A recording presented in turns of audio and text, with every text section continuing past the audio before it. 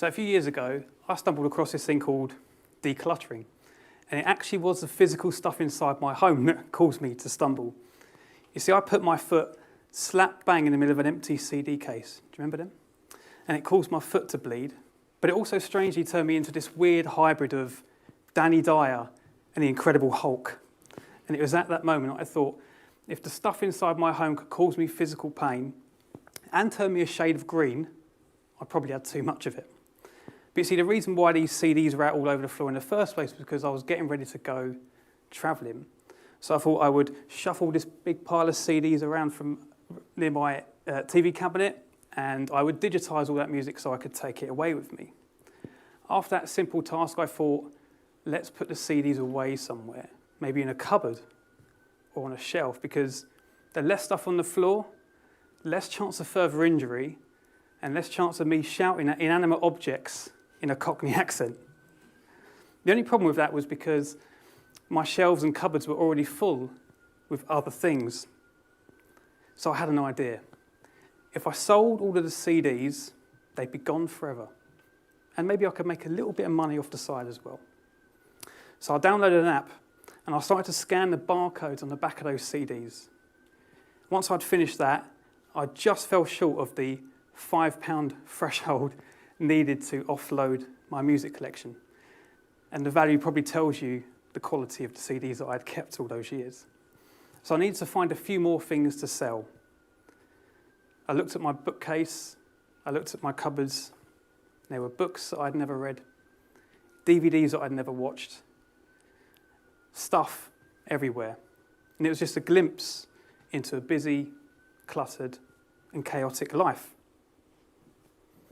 So off I went, selling everything I ever owned.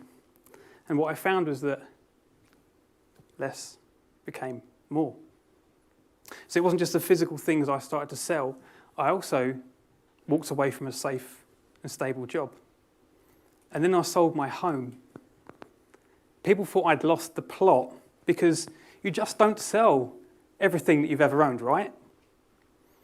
But for me, what I found is that the more stuff I got rid of, the closer I got in achieving my goal of going travelling. Less was becoming more. So off I went, gallivanting around the world, and with each new country I went to, I started to let go of even more things. Clothes, shoes, accessories that I was dragging around the world with me had yet to see the light of day. But it wasn't just the physical things I was letting go of now, it was actually mental things as well. Stories that I'd been carrying around with me for many, many years. Fears, excuses, and comparisons had kept me safe, but it also kept me safe. So I started to let go of these stories as well, and with each story I let go of, I started to grow as a person. It was almost as like I was becoming this new high-definition version of myself, the version that I was supposed to be all along. About halfway through gallivanting around the world, I stumbled across this thing called minimalism. If you don't know, minimalism is this alternative way of living and being, and it focuses on voluntarily simplifying. It's about removing the excess out of the way so you can achieve life's goals. Had all the decluttering I'd done in the past year or so led me to find what minimalism was? Potentially. And was I being a bit minimalist? Potentially, yes, of course. But maybe that whole experience and less is more lifestyle was temporary, because soon my money would run out and soon I'd have to go to some sort of real life, return back home, find a new place to live, and find a new job. So a couple of months after returning home from that amazing journey, I did find a new job. At that time, my personal life was simplified. It was designed. It was curated. But my professional one quickly became the opposite. Busy, chaotic, and cluttered. And it wasn't long before I got swept along in more back-to-back meetings, an excessive amount of emails, and an unrelenting amount of important and urgent tasks. And my boss was quick to give me this new important and urgent task, and I did the only thing I knew how, threw everything at it, more. So I started to build this beautiful spreadsheet. I'm sure some of you would love it. Coloured tabs and everything.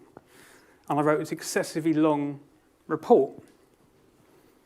Early starts, late finishes. This task and all the other tasks I'd done were all consuming. And it was in parallel to my personal life. So I thought I'd check in with my boss just to make sure. Is this what you're after? So pinged over an email and said, is this the standard you're looking for? No response. I thought that was okay though, because my boss is clearly super busy and super important, but super busy never made the Avengers. So I thought I'll give it a week or so and just check in again. So I left it a week, 10 days, and left a voicemail, email, tap on the shoulder. Still no response. Okay, now it was getting weird because I was told that this task was big, important, and urgent. But I thought I would listen to my gut, and I thought maybe this task had now fallen down the pecking order somewhat. So I did something that I never, ever thought I would do in my professional life. I just stopped doing it. I just stopped. I let it go. You could say I kind of decluttered it. But the fun/scary part of that is I never told anybody. I didn't let my boss know. I didn't let my team know. I just wanted to see what would happen. So every day I walk into the office, my anxiety levels are rising because surely at any moment someone is going to call me out for being lazy or incompetent. You remember that time when you were at school and you were the only one who didn't do their homework? That was me, every day. Surely someone's going to call me out for this. Weeks went by, silence. Those weeks then turned into months, and all I got was more silence.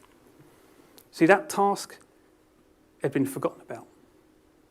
So all that hard work that I'd put in and invested my energy into that particular task, that task had now turned into clutter. Clutter that was unused and unloved, stored safely away in a folder somewhere, collecting digital dust. Now, people of TED, I'm not expecting you to try that when you go back to work. Or am I? So what I found is by doing that kind of bizarre experiment is that I had more time. I thought, how can I use minimalism in the workplace? So I started skiving. I started going to less meetings. And I found out that that gave me more time to do the actions out of the important meetings I did go to. I turned my email off for the majority of the day, and surprise, surprise, I could focus a little bit more. Plus, I wasn't bothered by an endless ream of messages that were not that important.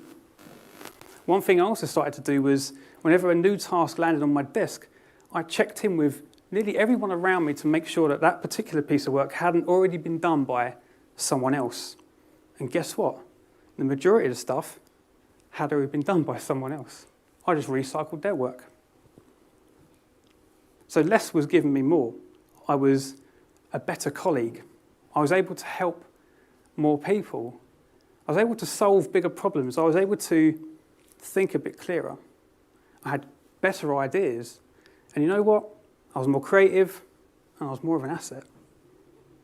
So I told my team, my boss this, and I said, guys, listen, less is more. Why don't we do less?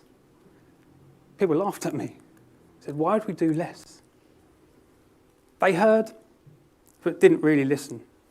They were constantly on this, what I like to call, to-do list treadmill, forever running and forever busy. See, excessively busy was just their version of normal. That was just the way it was. Maybe for them, being busy was the goal. So me, alone, I couldn't really change or influence business cultures to be different. I did feel alone. So for me to implement this on a bigger scale, I needed a little bit more to back it up. It turns out I wasn't alone after all. People at the University of Virginia did an experiment with Lego, which is ironic because Lego was one of the first things that I decluttered. Can you imagine stepping on that? That's going to hurt probably more than a CD case. So the guys at University of Virginia built this Lego structure. Now he said to a group of people, secure the structure, make it more stable. And you do this in one of two ways. The first way, add one more brick, but at a cost.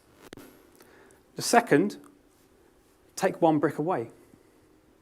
Now you probably already know where I'm going with this, don't you? The simplest and cheapest way to stabilise that Lego structure was to take one brick away. But the majority of people added. You see, it was the default to add. It was the first thing that came to mind, and it was the first thing that people implemented. You see, it required more cognitive effort to subtract. Less is more. There we go, on point. So the recent article in the Journal of Positive Psychology found a link between people who were part of the minimalist movement and an increase in well-being. Could less stuff make you happier? Potentially. So how can we move that into our work environments? Could doing less stuff increase our well-being? Potentially. Workfront recently did a survey with around 4,000 people, and they found that up to 60% of an employee's day was wasted on unproductive meetings, an excessive amount of emails, and a lack of collaboration. Up to 60%. That is a lot. And then finally, productivity experts recently said that doing less was a game changer. A game changer. They said because doing more didn't make you more efficient, it made you less effective. I wasn't one of the productivity experts, by the way, just letting you know. So while we're attached to our physical possessions, are we attached to being busy? And does that keep us stuck in default mode? Maybe. And as we fill our homes with stuff that once was valuable, are we now filling up our professional time with tasks that were once valuable but maybe now not so much? So maybe now it's time to rewrite our stories, get off that to-do list treadmill and make it more about less. And let's give less busy more impact a try and make that our new normal. Thank you.